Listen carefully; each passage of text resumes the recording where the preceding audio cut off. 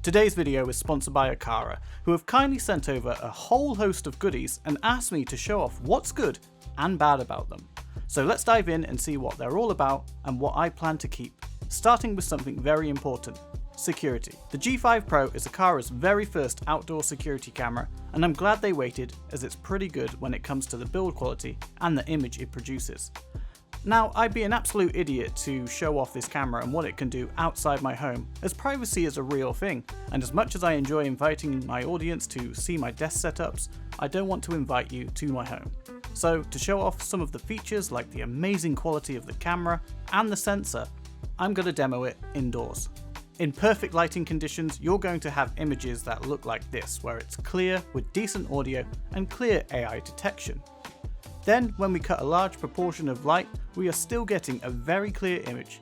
Now, to me, this is exactly what you want from a security camera, as I'm sure we've all seen videos online where the image quality is so bad you can't make anyone's face out. I've used this outside at night and I'm honestly very impressed with the quality, but I will warn you not to point it directly at any light sources, as it can cause some glare which engulfs the footage. It has two-way audio, weather resistance, AI-powered subject detection, a built-in 100 decibel siren, and it even acts as a hub for other devices. It also supports Matter, Zigbee, and integrates with HomeKit, Alexa, and Google Home. You can get it in Wi-Fi or PoE versions, and it records either to iCloud, Aqara Cloud, or local NAS. There is only one major downside, and something I would suggest Aqara make changes to immediately, and that would be to include a much longer USB-C cable with a bit more weather sealing. This is an outdoor camera, so having such a small USB cable is a bit of a letdown, and unless you have this going straight through your wall or into a shed with an outlet, you're going to struggle to mount this externally. Unless of course you do what I did and upgrade to a 5-meter cable. Taking security a step further, Aqara sent me both the U200 and U200 Lite door locks. What's the difference? Well, the U200 Lite is the U200 without the number pad and fingerprint scanner. It's one of the simplest smart door locks to install, as you pop it over your existing door lock and away you go. There is one thing I'd say is a bit of a disappointment about this, and it's the fact that it just hangs there. I wish it sat flush with the entire door, but if you have access to a 3D printer, there are many designs out there already that you can print to support this door lock. What makes these door locks smart is not only do they give you the ability to lock and unlock your door through your phone using either the Aqara app, HomeKit, or something like Apple Wallet, but you can also set up automations that will do this for you at certain times of day, or if a specific action or event is triggered. For example, the G5 outdoor camera can detect when I approach my door, as I have my face stored in the Aqara and Apple Home apps. This will trigger my door lock to unlock, making it so I don't have to take out my keys when my hands are full. Then, when the door closes, I can have something like my door sensor automatically lock the door. Then, if I leave my house and I forget to lock my door, I can set up an automation that will automatically lock the door once it detects I am no longer around. But as an additional failsafe, you can unlock it with a regular key if it becomes unresponsive or the Wi-Fi drops out, which luckily, to this date, hasn't happened for me. But there is one big issue about this whole smart lock system that isn't linked to just these two from Aqara. If you live in the UK like I do and you've got a multi-point locking door handle, you know, the ones where you have to lift up to engage the lock, you will need to manually lift the handle for the door to lock. It's a bit of an annoyance, and it could put off a lot of people buying a smart door lock, but if you always remember to just lift the handle when you leave or close the door, the smart lock will engage. If that has put you off, I don't blame you, but another potential use case for these smart locks are internal doors for something like a home office or workshop. Let's talk about smart bulbs, because no smart home is really complete without them. Aqara have launched a brand new set of smart bulbs dubbed the LED Bulb T2. I personally would switch that name and change it to the T2 LED bulb, as it rolls off the tongue a bit better. These new bulbs support the Thread protocol and opens them up to so many new avenues of control and smart home integration, and like all good smart bulbs, you can change the colour and brightness. You can grab them in E26, E27 or G10 fittings, which should cover most setups. They also support adaptive lighting, mimicking the sun's natural colour cycle throughout the day, great for winding down in the evening.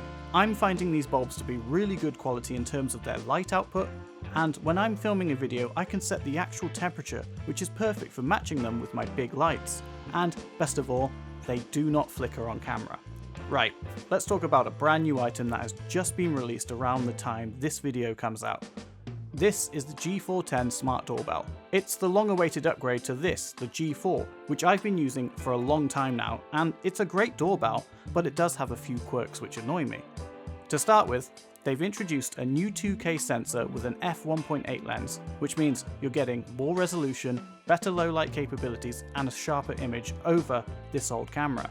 They've also implemented a new millimeter wave sensor, which gives far more accurate subject detection that I confirm does a much better job than the old G4. The G4 would trigger when I was basically at the door. The new camera gives me alerts much sooner and more frequent, which is exactly what you want from a smart doorbell. One nice change I think a lot of people will actually appreciate is there's more color options available this time. You can get it in black, shadow grey or white. And when it comes to accessing and storing your doorbell's footage, just like the G5 Pro, you have the option to store your videos online either through the Aqara app, your iCloud subscription, or locally using a micro SD card or a NAS. Now, smart doorbells and external cameras sometimes upset your neighbours, and I know we've all heard about the nightmares of people thinking they're being spied on, so luckily you can mask parts of the image from being displayed in recordings or live feeds. Hopefully, this alleviates any concerns your privacy-conscious neighbours have, but if they come running asking for footage because a crime has been committed, they might be disappointed to find out you didn't capture any of it. And of course, because it's built into the Aqara system and can be integrated into any other smart home system, the doorbell can trigger any sort of automation or scene in your home. Perfect for those who want to get home from a long day at work and have all the doors unlocked and lights turned on without lifting a finger. But if you have had issues or simply want the latest and greatest, this is a big upgrade with one great bonus, and that is the fact that it will slide on to the G4 mounts, meaning it's a straight swap in terms of installation. However, I will state to get the most out of this product, you're going to want to use the Aqara app. If you're like me and use HomeKit, you're going to be limited in the resolution and detection department. This is a HomeKit issue, not an Aqara one. It's the same with every brand. This next one surprised me, the W100 climate sensor. At first glance, it's a temperature and humidity sensor, but it also displays data from other Aqara sensors in your home, and here's the cool part, it has 3 programmable buttons. You can use them to control anything from lights to heating depending on your smart home setup. It can sit on a desk or mount to the wall, and honestly, it bridges the gap between a standalone sensor and a smart controller in a really clever way. Finally, we come to the Panel Hub S1.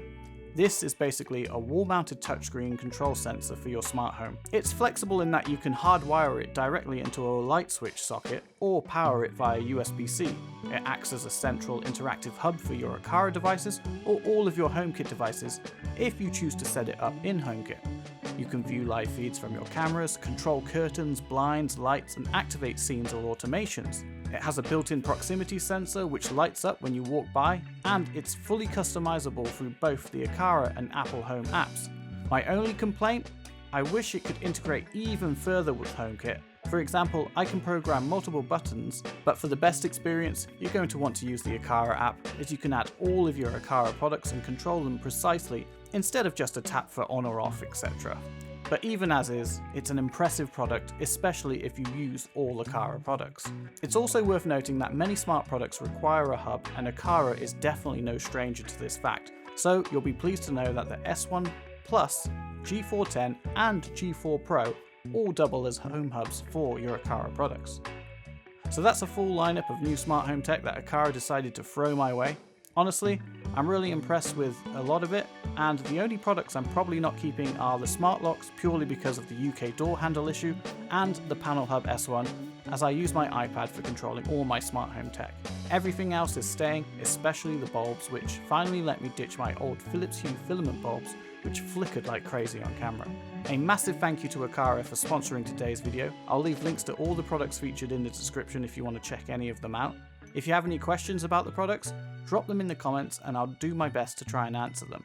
Thanks for watching, and I'll see you in the next one.